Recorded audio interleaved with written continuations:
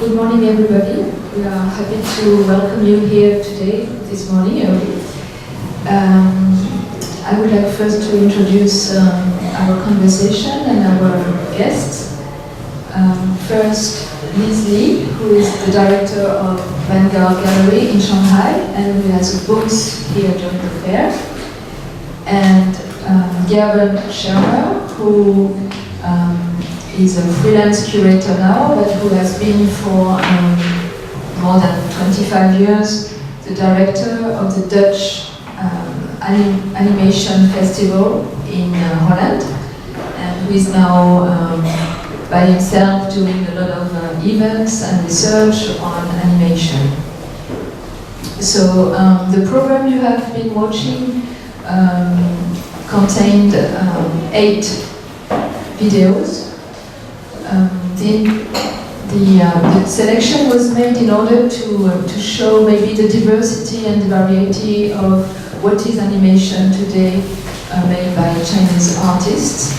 And this is one of the subjects we will discuss during this conversation. It is how the technique is very important and how the artists who are in the contemporary art field deal with all the different possibilities they can find with their techniques today. Maybe first, before starting to talk about what it is today, we would like to remind a little bit the history of animation. So maybe Gerben, you could give us some historical dates about the Chinese. Just a little bit. I think it's very interesting that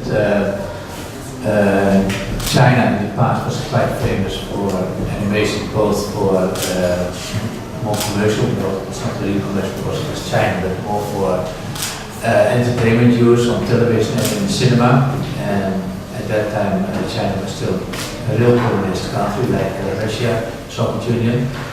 And at that time, there was one major studio in China, which was called the Shanghai Animation Studio, in Shanghai of course. And then they were making films for the market, for television, for cinema, and at the same time there were some very talented filmmakers like TV, the Art Brothers and so on. They were making their own animated shorts, and those shorts were completely different from mainstream animation. And those films really saw the tradition of Chinese art. People were experimenting with all the traditional techniques, ink on paper, very delicate films. And those were famous till the 90s. And then I think in the 90s it was a major change. First of all, we had this Tiananmen Square. But after that, during that period and after that, China became more commercial, and I remember I was there around that time, just after Tiananmen Square, and we went to visit the Shanghai Animation Studio, and there were a lot of people standing around the production room, and I was just wondering what was happening over there, so I looked into the window, and instead of working on the film, people were checking the stock market, so there was already a television somewhere. And I think that was the beginning of the end of traditional animation for around a decade. People were not interested anymore to work at the animation industry because it really didn't make a lot of money. People were employees, and only a few of them, the most talented people, they were having a bit more freedom to work on their own film. And then it was silent for around 10, 15 years. And then there was a new generation of filmmakers coming up, people like, I think the basic figure is Sun Shun at that time. And he studied at the Hangzhou China Academy of Art in Hangzhou, and he studied printmaking. But at the same time he was inspired to do film, animation film, but there was no equipment, nothing at all. So to do animation film, they advised him to go to the animation department. For him, animation department was more industrial, too much industrial, and people were trained over there to end up anonymously in the film studio, in the film business.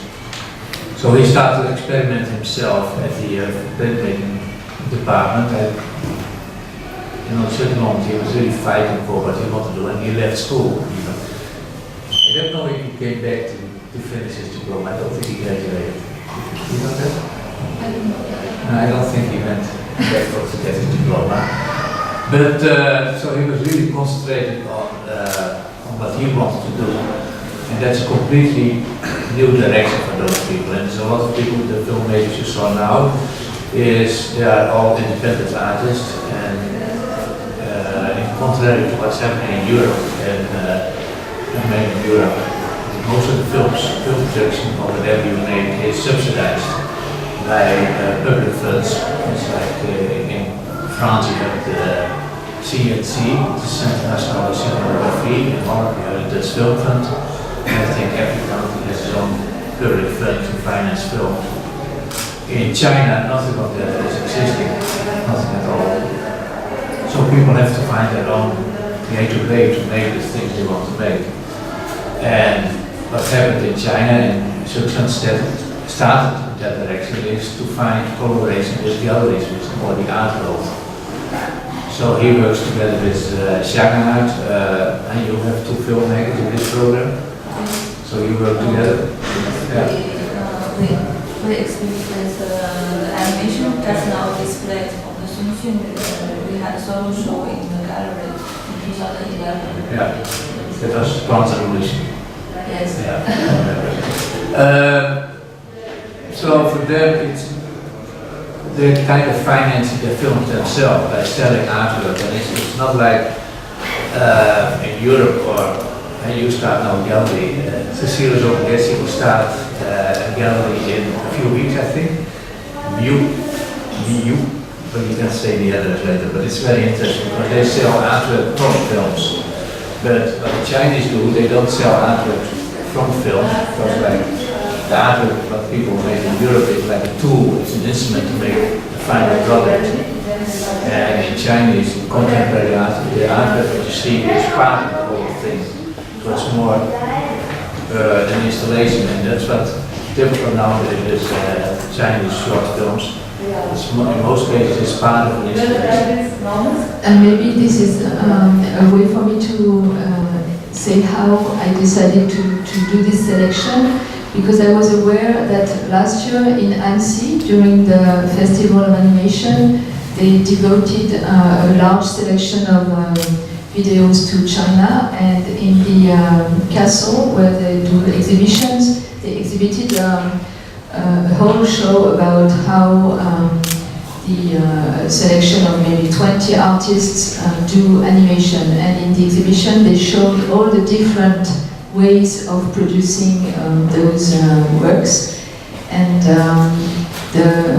this is what struck me the most, is all the diversity of the techniques. And that's what you just said about contemporary art, because in contemporary art galleries you can absolutely include everything, video, but also photography, but also the question of sound, the question of rhythm. And what you just said to me this morning, that when you showed in a festival the video Mr. C by Genshu, the visitors, some of the people who were watching, they left the room because they thought this is not animation. They had a strict idea of what is animation, what it should be, and they didn't want to accept new ways of producing or creating. And that's, on the contrary, what is interesting. I think it's the total diversity of all what can be animation. But maybe, Gerben, you could say, according to you, what is animation movie today? Today it's a big difference. In the past it used to be 24 frames per second, and people were very strict about it. Too strict, but that's typical animation. They're a bit narrow-minded, I think. Nowadays, that's difficult. What is animation? I think animation is manipulated image. And like in the past, you had video art, you had animation, and they had nothing to do with each other. And now, video art, animation, all kinds of cinema is more, it's taken more together. So that's there's not really a definition of animation anymore, except that it's manipulated image.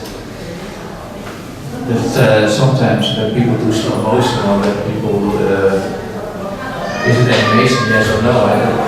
For me it's animation. I think for me animation is also a perception, how you think about it.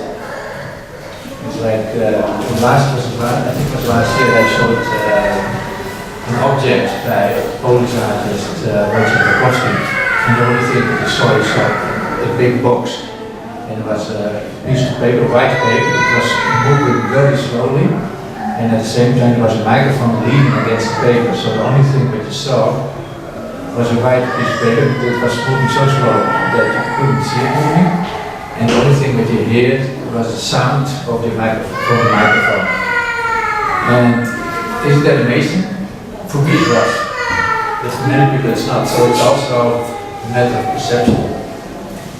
Okay, and so that's what we see.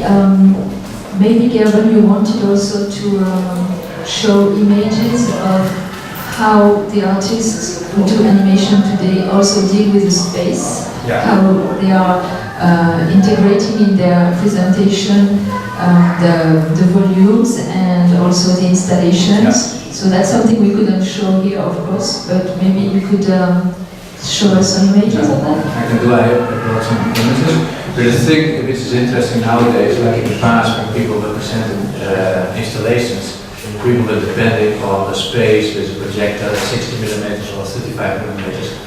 And now, due to modern technologies, I mean, you can work with beamers, like in maybe 50 years ago, if you had a video beamer, it was like this big, and now you have a video beamer with the size of a package of cigarettes. So when people make installations, it's not only what you see on the screen, but also how you move through the installation, and it's more two directions. It's like people are more, it's more interactive nowadays than it used to be. And that makes it interesting. And so I brought some images from, this is, so this is, thank you. This is the building up of an installation called Heaven by Chao Wu. Chao Wu is Wu Chao. She's an artist from China. She was also included in the exhibition in Annecy last year.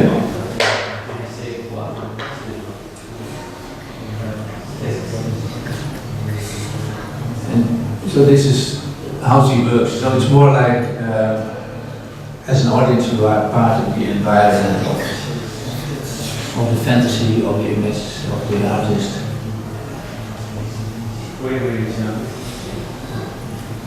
So you're more experiencing the idea of the story.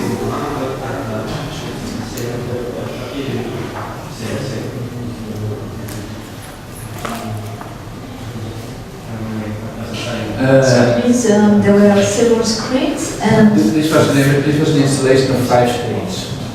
3 screens, the big screens which you see over here, there were, there's a little angle, so it was like this, like a trapesium.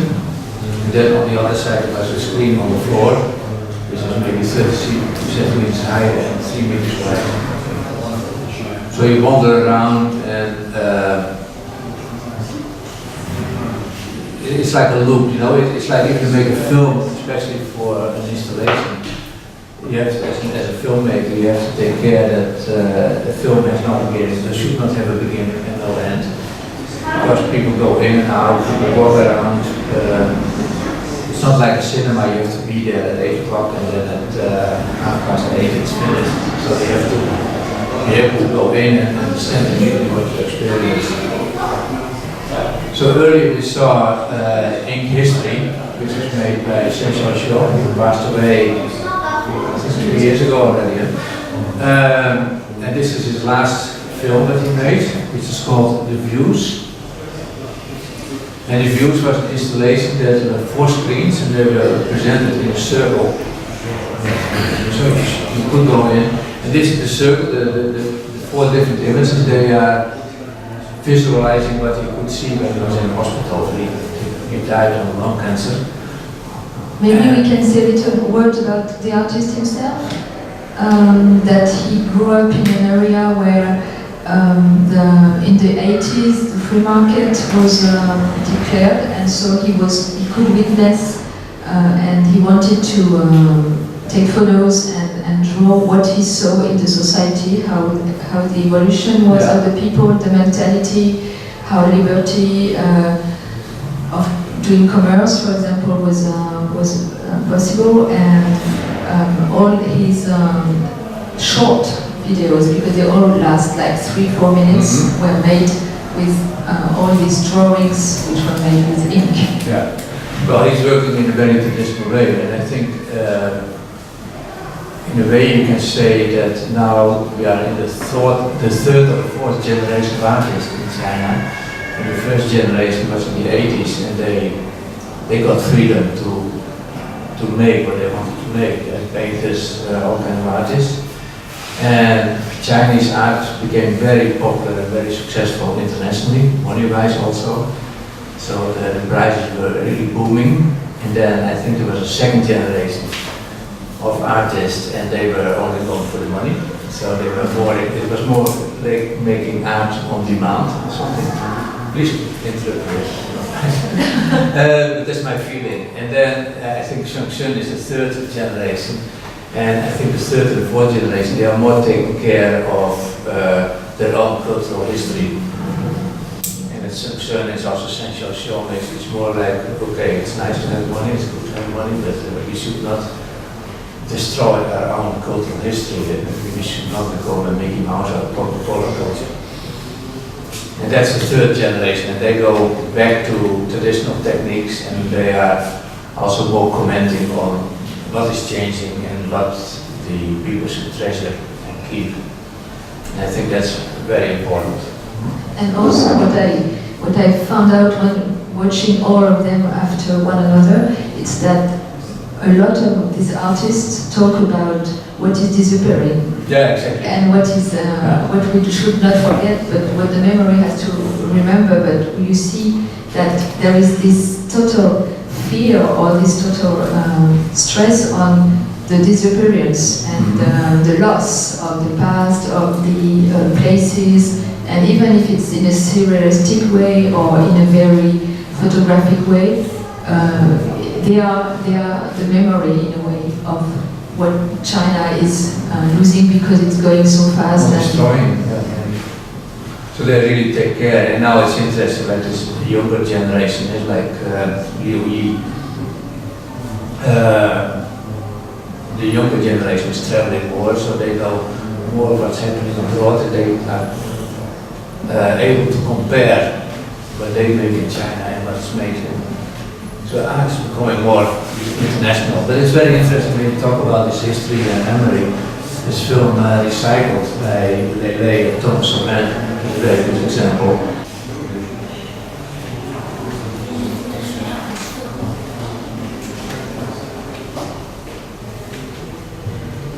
This is Liu Yi, this is not a film, this is the crowd has been calling for a whole day. It's a documentary. Liu Yi went to India for a month, and she was doing live action shootings. And she at the end, back home, she made animation in between, so it's like a journey from live action to animation. But it's a beautiful impression of what she saw in India. And what I most like about her talent is that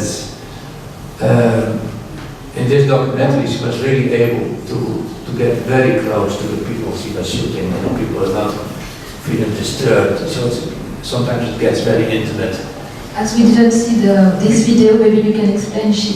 When she traveled in India, she registered a lot of shootings, and the video is made of sometimes films, sometimes drawings. Sometimes live action, sometimes drawings, sometimes animation. And this film was, of course, it also has been shown in the cinema, but this is the way she presents this film. So she put sheets on poles, on bamboo poles, and so you walk through it, and she works with several projectors.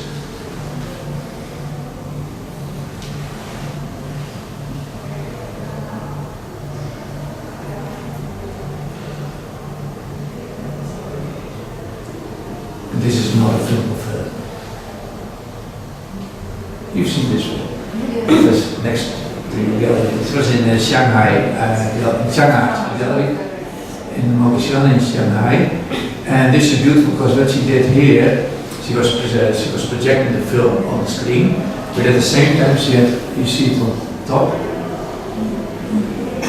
It's about 30 meters silk cloth, and she was also projecting on the cloth, and she was painting on the cloth. And then on the floor they leveled, they made the floor about 1 meter high, so they put vents under it. So this was really like a flag, it was really moving.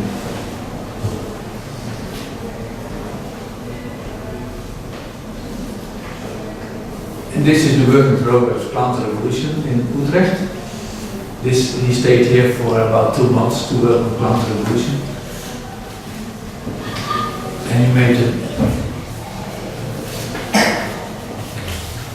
This is about 11 meters high. He made a wall drawing with ink. And this is the exhibition of Plant Revolution.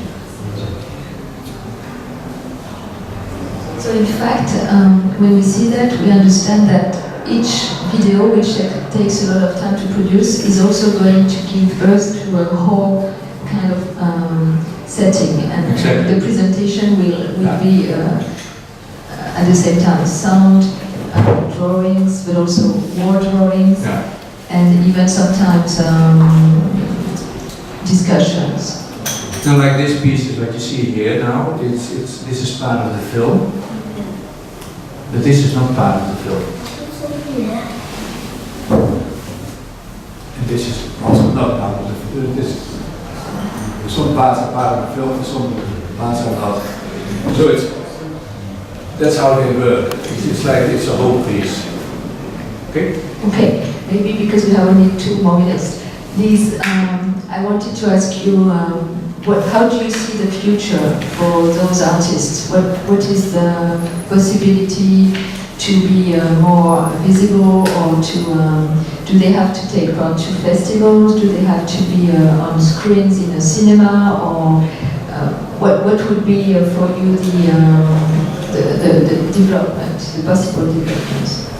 You mean the Chinese artists who focus on animation? Yes.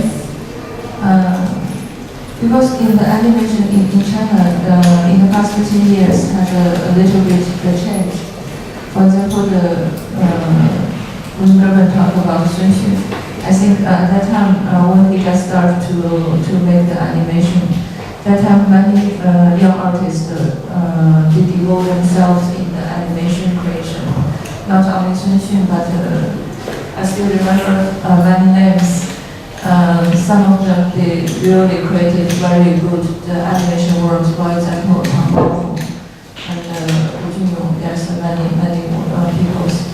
But after that several years, around 2007 or 2008, maybe because of the economy, maybe because of the many changes of their life, or some maybe the thinkings, most of them disappear. Disappear is not means they still the artists, but they don't create the animations. But recently, I feel in the past 5 years, some of the new people, some of the new generation pick up the animation again, and then they create a little bit different animation. In Sun Xun, they still had a lot of influence from the old generation. I don't mean the fields, I just mean the topic. They still focus on mostly on history and mostly on the political things and societies. But the new persons born around 1985, I think most of them they focus on themselves. Maybe when they're talking about their environment, they will relate it to the society things, but they're talking from themselves to think of the world. I mean, the older philosophy is a difference. They change the way to look at the world. It's not the old people, maybe the older generation, they always think how others look at me and how others look at the world, and I want to follow them. I want to do some research about their views.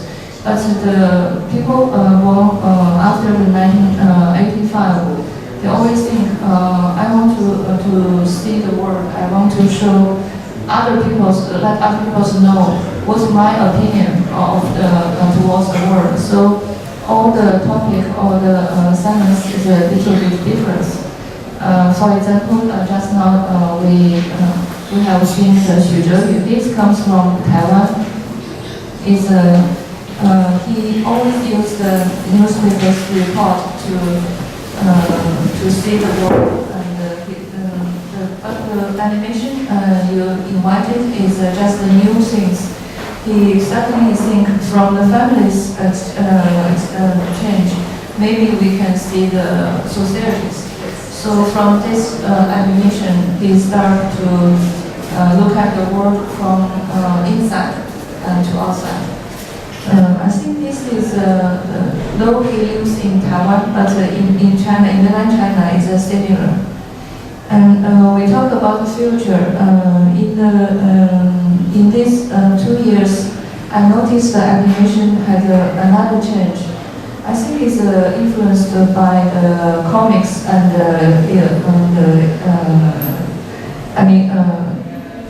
animation. Comics and animation. A lot of the much more young generation. They used to play the computer game, and then they created the new animations related to the computer game. But they use this style to talk about some society things, some of the things they made, they met in the daily life. But the style is totally colorful and looks like comics. Is the difference from the Sun Xun's generation is different from the old things. But of course, all the emotion, all the feelings is the same because we all of us are still human beings. We have the common feelings and the emotion. But much more clear, much more honest to talk about inside. In the future, I think we will be accompanied with the development of the whole society. Maybe it's not focused on, we are the Chinese, they are the European. Because of the internet, because of the life they travel along, and then they open the eyes. I think all the generations, maybe they talk about the similar things, but just comes from the different background, different philosophy. So I think it will be much more interesting. Thank you. This is the last one. It will be more interesting. Thank you very much.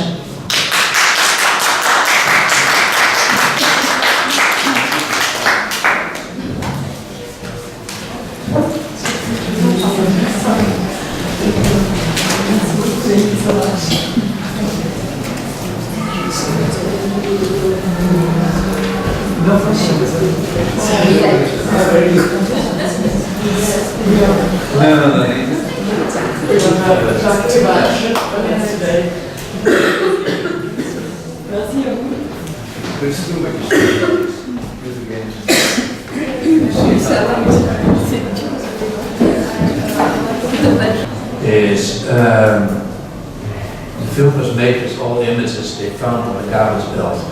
And Thomas and he went to recycling companies, because what they do it is all the film strips which were and photographs which are just thrown away by people. They collect it and they try to separate it and get the silver out of it, just for other use. So Thomas, he bought a lot of images at that kind of places. Yes, I think they have collected about 500,000 negatives, and some of them are already very old and destroyed, but some are very safe still. And they do collaborate together, so Thomas Aubin is French and Lele is Chinese, and they work together, mostly in China actually, and some of the productions they do are really reworking on these negatives. For example, they did a piece called Hand Colored, where they introduced the color on each of these slides, or these negatives. And it's also this question, of course, of anonymous faces, because all these people we see in a very hectic and quick speed it's everybody. It could be anyone face, of course, because it's usually what tourists do or what people do in the city. So it is a real. I think it's very. At the same time, it could be anywhere in the world in a way. Yeah, because I also like about this film because it's like a historical document. It's very important.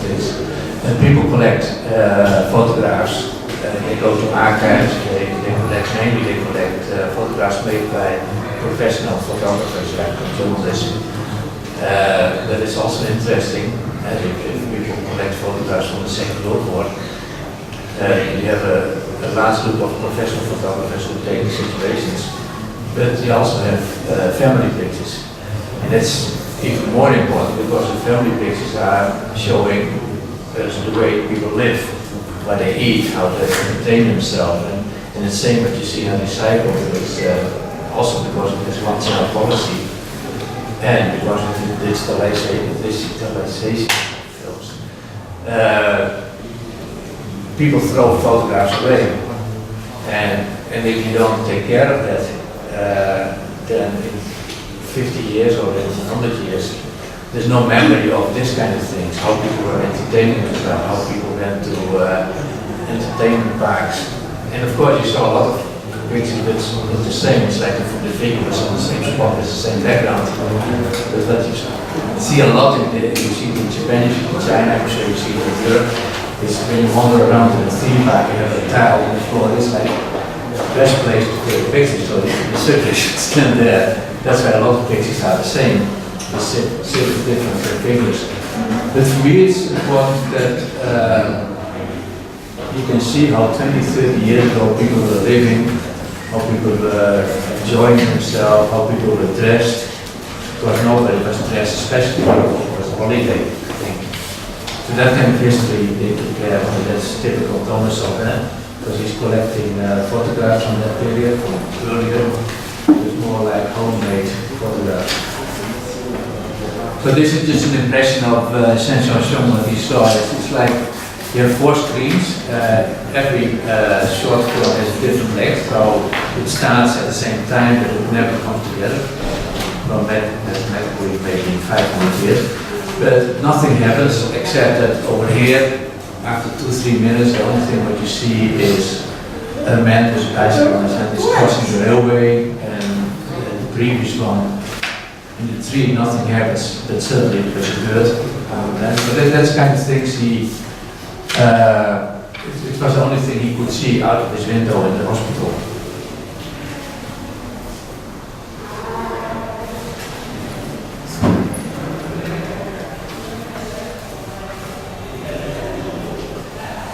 Then we had Ding Wei. Ding Wei is a video artist, also from Hangzhou.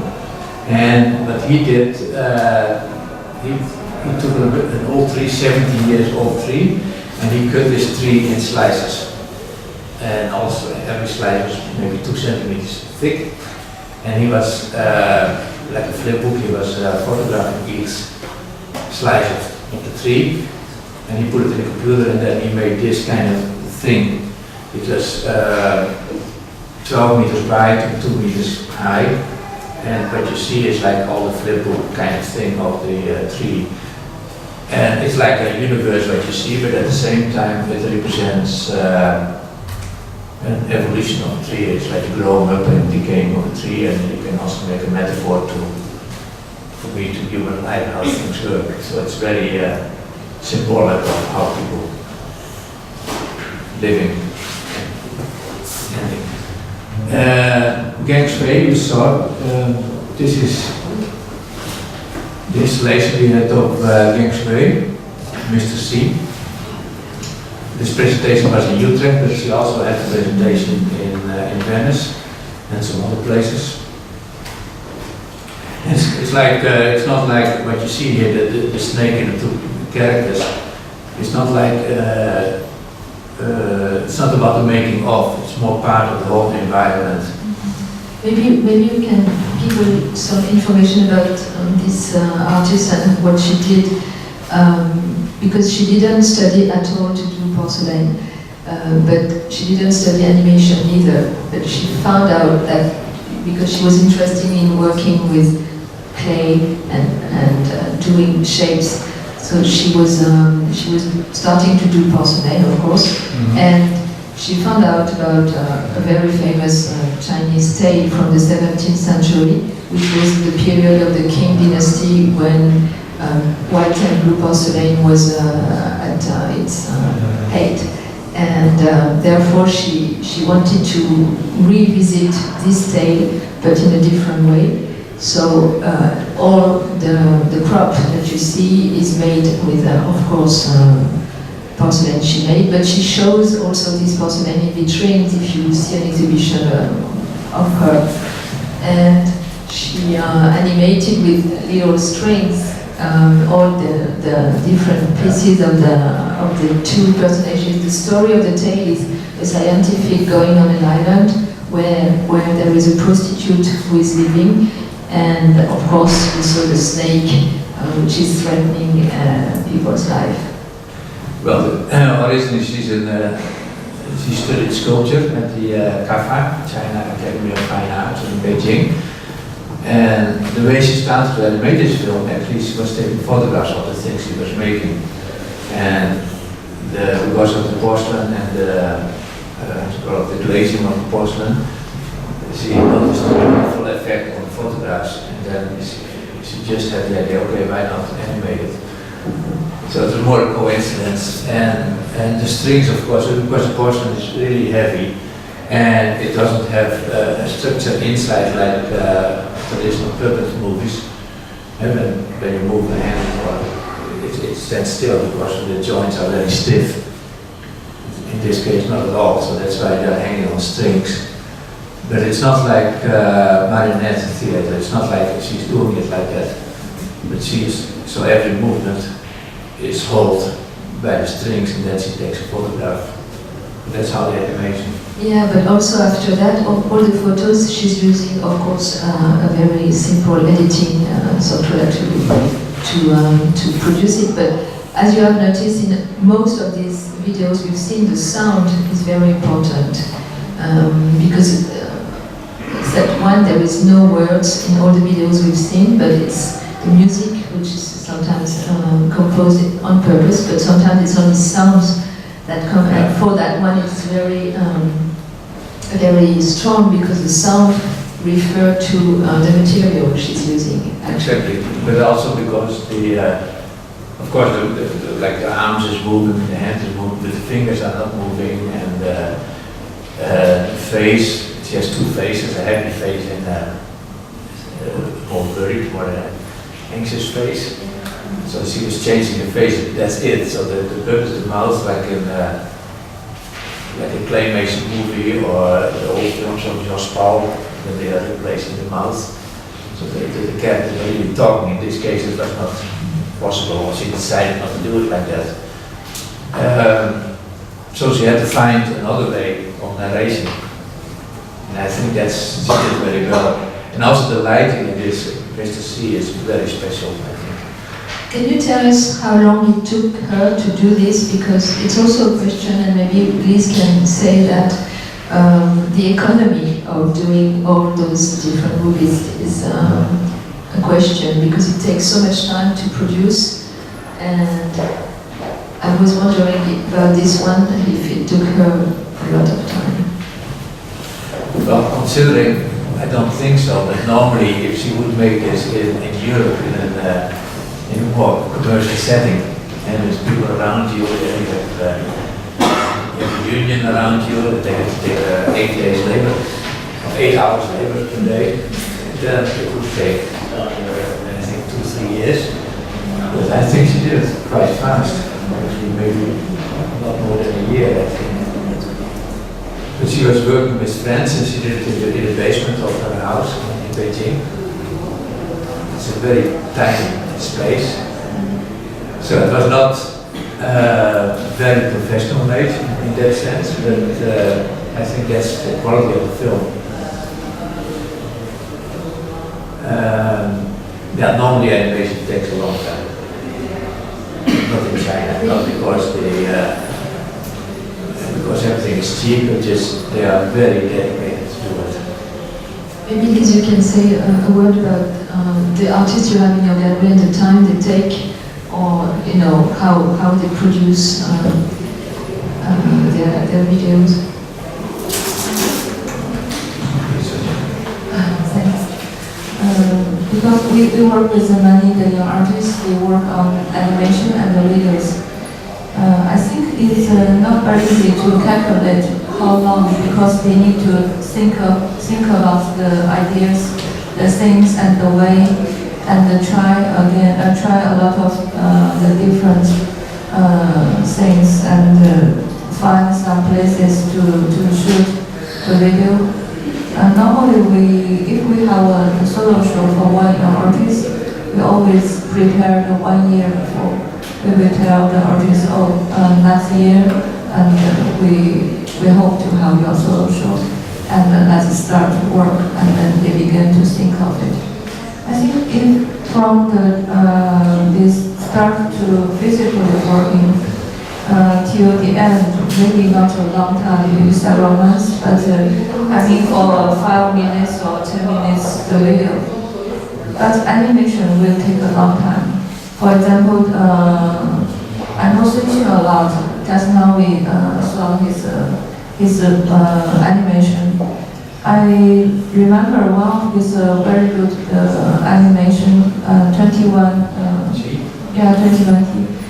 He spent around 5 years. His whole team worked on it. When I met him on 2006, he just started the one painting for that animation, and I remember he finished the whole thing is around 2009 around. So, but some artists do paintings or drawings, and they show them in the space of the exhibition, for example.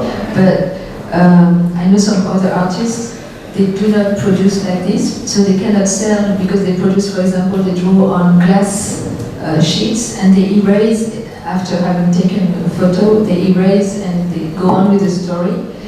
So they cannot sell that. So the economy for them is sometimes very, very tight, because if you have to wait 1 or 2 years before you can sell an edition of your video, it's difficult. Do they get any help, or is not possible to get any help in China? If apply the foundations or some things, I think mostly impossible. There's no foundation to support the artists, especially the young artists. You can't find the support very easy to create your works. Sometimes because we are a gallery, sometimes we spend a little bit money, but we can't spend a lot to support them to do the basic things. And sometimes they work temporarily. For example, they take photo for the commercial things very quick, maybe 2 or 3 days.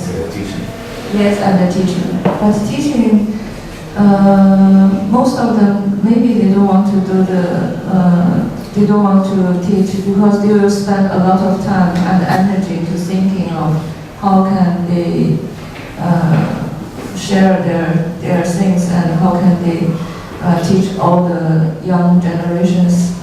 They will spend another much more time and energy. They have to come focus on their works. So I talk with many young artists. They prefer to work temporarily. Maybe not a lot of money, but they can work. They can continue. No, and I think during this G production, we also made a few other films. Like Plante Revolution was made during this G, and it was made in about 2 months. And he did it alone, but Sebastian is very fast and he hardly sleeps, I think. Yes. Yeah. And he prefers to work at night, so people won't call him. You told me when we met the first time that there are some people who do animation, but they don't want to think. That's what you said. and the artists who work more in this contemporary art field, who are more creative and who are trying to give a content to what they do and to get involved. What does it mean concerning the question of censorship or the questions of freedom? Do they have problems? How is it shown in China? That's a question I wanted to ask. Well, things in China are changing now a bit, but I think what I always understood is that people have more freedom than we expect. It's like we read a lot about what's happening in China, and my experience has always been that people are complaining, people are critical, but you're not allowed to point. It's like, okay, this is not good, but if I say it's your fault, then I get arrested. But you can. But it's changing now. With the new government, with the new president, he's more critical. I think he's more tough. I think it's depends on the people who deal with it. It's a different. We experience the one video we can express in Beijing, but we can't express in Shanghai. So it's we don't know the rules, the details, but I think it depends, and also depend on the venue. If you express in the public museums, yes, so many people, the local people will come, and maybe they will take care of all of some of the young people, some of the children, and the different viewers, different audience, maybe much more strict. But if we exhibit in the gallery, maybe it's much more easy. There's one example is last year there was a Chinese program in Annecy. There was one feature film called Have a Nice Day, and on the very last moment the screening of the film was withdrawn, and that had to do with politics as well. And because the film was first shown in Berlin, did very well, got very good critics all over the world in newspapers. Then it was shown in Utrecht, then it was shown in Zagreb, and a week later it was not allowed to be shown in Annecy, and a few weeks later it was traveling again. It was shown everywhere. So I think the main reason of not showing it in Annecy was that China was having a huge program on Chinese animation, and they were having around 1,000 square meters at the Viva, which is the film market in Annecy. And of course they didn't want to have competition from this Have a Nice Day. And not commercially, but it's more like people love Have a Nice Day. So I think China was afraid that everybody would write about Have a Nice Day. Well, the Viva was more important for the Chinese people. So again, it's a question of economy. And in this case, it was the censorship maybe also applies for the costs. It's not only a political. It's not only political. It's like China is working on being the most important film, having the most important film industry of the world. That they would like to take over from Hollywood, and not only for animation but also live action. So that's the main goal, and then they can't afford any competition from the industry.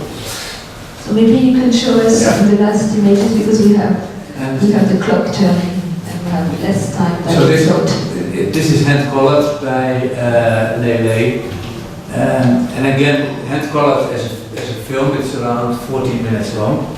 I think it doesn't work in the cinema. But the idea behind it is very interesting. So what they did is they found old images in black and white, and they were coloring it, and they were putting some color in it. They had scanned it to the computer and photographed it. So you get it.